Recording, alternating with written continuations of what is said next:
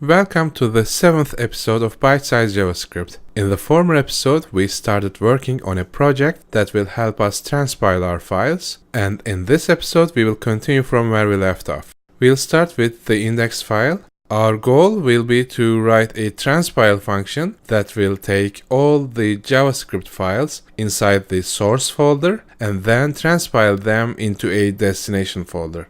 For this, we'll first need to ensure that our destination folder structure mirrors our source folder structure. You will also want to provide this module with some initial configuration like the paths to the source folder, the destination folder, and the Babel binary. Now let's also implement these missing create release folder structure and transpile files methods, and then export our initialize and transpile functions. The initialize method is simple. It will override our default settings with the ones that we provide within this config parameter. And since we are chaining the output of this create release folder structure function by using then, this function should return a thenable, or in other words, a promise.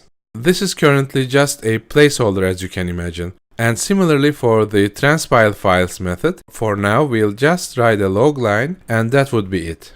So this should be enough for a code that runs without any errors, I guess. In order to test our code, we'll require our module, initialize it, and then call the transpile method.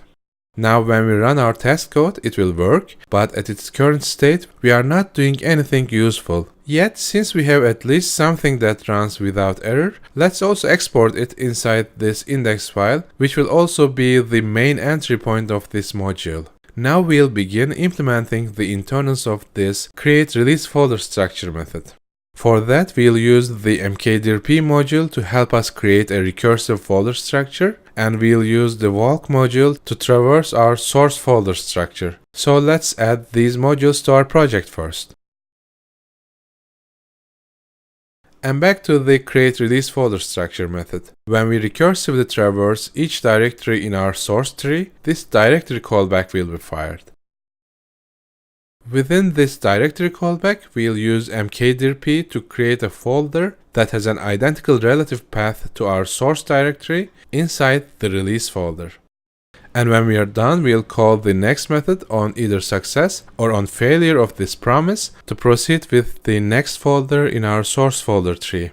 We'll follow an almost identical logic for transpiling our files. The transpile files method will only be called when this end callback is triggered and our promise is eventually resolved. For transpiling files, we'll again use Walker, but this time we'll use the file event handler instead of the directory event handler. We'll also delegate this transpilation work to Babil by spawning an external command, as you see. The in-file argument will be the name of our current file under our source tree, and the out file will be the name of the transpiled file that we are writing into inside the release folder. So far so good. Let us create a sample project structure to test our module, shall we? So if our module works, we should be able to transpile all the JavaScript files inside this source folder into this release folder while retaining the folder structure. So the end result should look something like this. Let's also update our test file and set up our paths correctly. And we will need one more thing, a path to the Babel executable. And for that, we'll need to install the Babel command first by doing an npm install babel cli --save dev.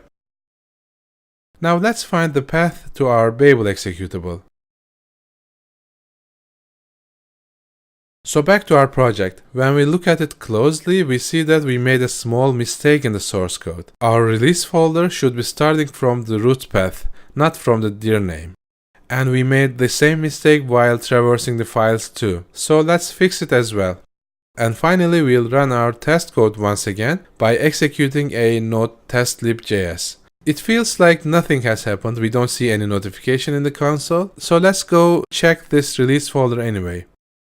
So it looks like we have created the correct folder structure with properly transpiled files and source maps inside it. Also, let's create a README file with some usage examples in it Additionally, we'll create a code of conduct for our repository to indicate that we won't be tolerating any abusive or discriminatory action anywhere inside our project or in any medium that we manage. So that's it, I guess. We can do more, of course. However, our code at its current state is good enough to be reused and improved by the community.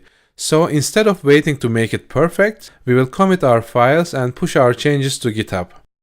In this episode, we created a helper module to transpile our dependencies. It is not perfect, it still has some kinks to iron out and some loose ends to tie, so to speak. And that's exactly what we'll be doing in the next episode. And until then, may the source be with you.